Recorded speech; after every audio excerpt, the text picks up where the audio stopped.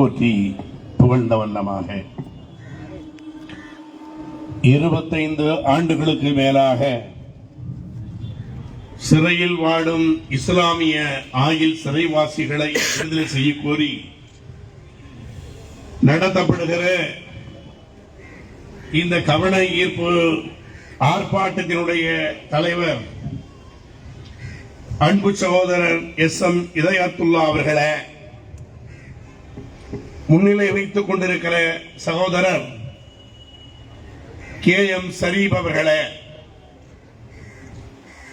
எனக்கு முன்னால் பேசிவிட்டு பேச இருக்கின்ற அறிவுசால் பெருந்தகைகளை,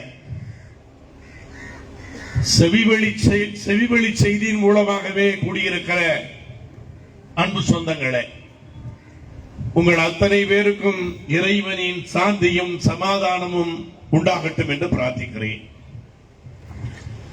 நான் பிச்சை பாத்திரம் ஏந்தி இங்கே வரவில்லை. இந்த சமுதாயம் பிச்சை பாத்திரம் ஏந்தி வரப்போவதும் இல்லை. பிச்சை போட்டு வளர்க்கப்பட்டது. இது பிச்சை எடுத்து பழக்கப்படவில்லை.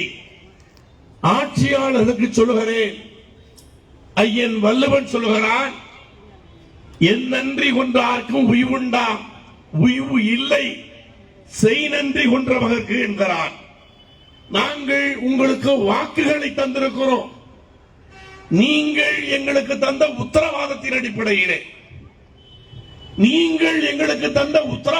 அடிப்படையிலே உங்களுக்கு நாங்கள் வாக்குகளை தந்திருக்கிறோம். ஆனால் நாங்கள் உத்தரவாத வாக்குகளை தந்தோம். சிதறாமல் சிதையாமல் ஆட்சி கட்டிலே அமர வைத்து அழகு பார்க்கிறோம். ஆனால் நீங்கள் கொடுத்த வாக்குறுதியை மிக காலம் தாழ்த்தி டிசம்பர் 2021 6 பேர் கொண்ட ஆத்மநாதனுடைய தலைமையிலே 6 பேர் கொண்ட ஒரு குழுவை அமைத்தீர்கள். 2021 அமைத்தீர்கள். எல்லா விசாரணை கமிஷன்களும் 6 மாதத்தில் 7 மாதத்தில் முடித்து விடுகின்றன. எப்படி அம்மையார் ஜெயலலிதாவினுடைய விசாரணை கமிஷன் மட்டும் நீண்டு கொண்டு போனது போல ஆத்மநாதன் கமிஷன் என்ன சொன்ன, ஆதிநாதன் கமிஷன் என்ன சொன்னது என்று கூட சரியாமல் கமுக்கமாக வைத்திருந்தீர்கள். இப்பொழுதுதான் சட்டமன்றத்திலே அறிக்கை தந்து விட்டதை சொன்னீர்கள்.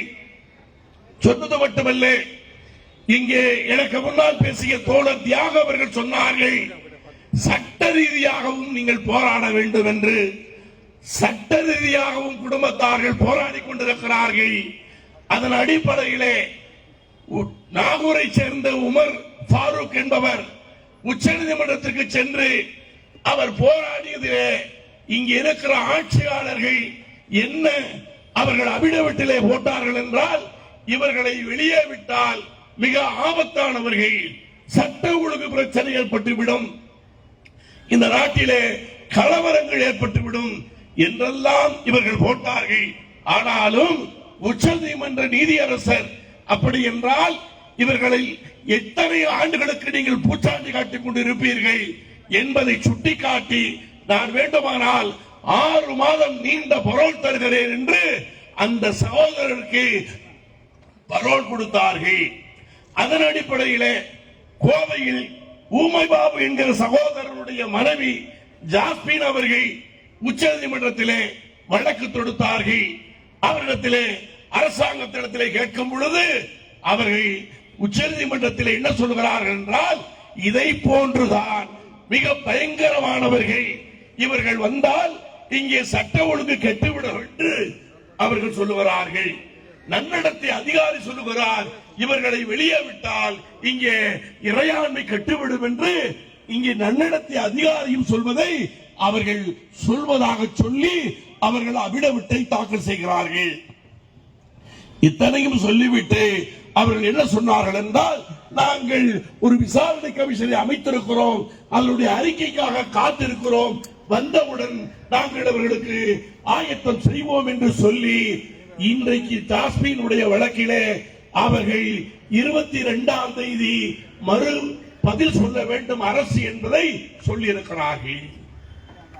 நான் கேட்பதெல்லாம் மரியாதைக்குரிய நம்முடைய தமிழ் போராளிகள் 7 பேருக்கும் அரசு போட்ட அபிடவட்டிலே இவ்வளவு மோசமாக இவ்வளவு பாதகமாக அறிக்கை போடவில்லை. இதயத்திலே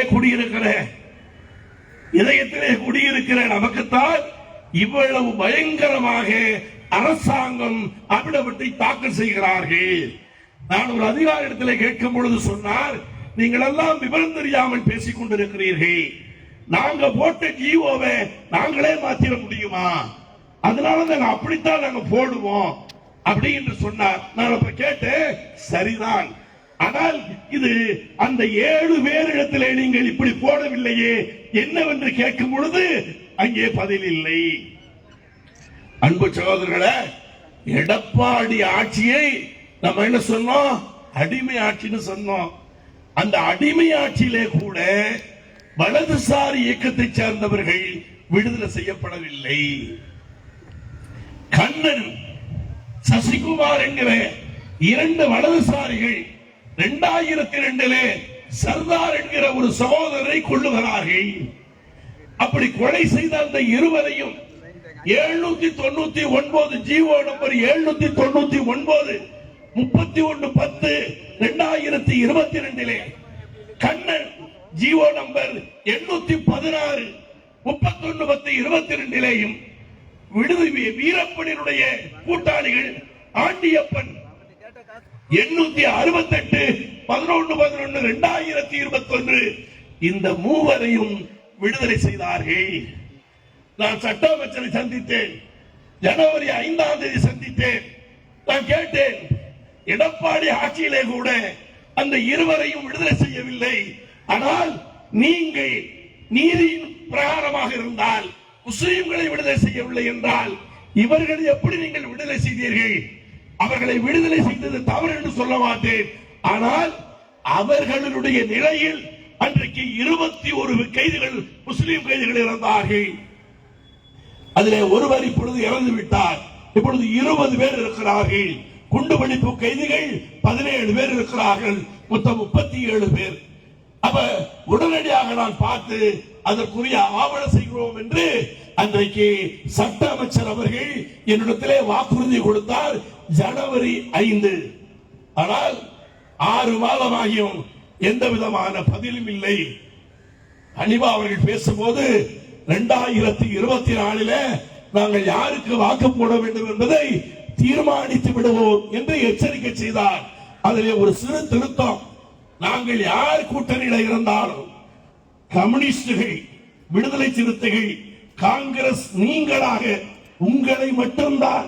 ஏன்னா இப்ப ஆட்டுக்குட்டி 2 சண்டை போட்டுட்டு இருக்கு, அதனால ஆட்டுக்குட்டி வெளியே வந்துட்டா எங்கள் பார்வை அங்கே அவர்களுக்கு போகுமே தவிர இவர்களை நீங்களாக நாங்கள் அடையாளம் பார்த்து எங்களுடைய வாக்குகளை செலுத்துவோம் என்பதை எச்சரித்து விடைபெறுகிறேன். நன்றி.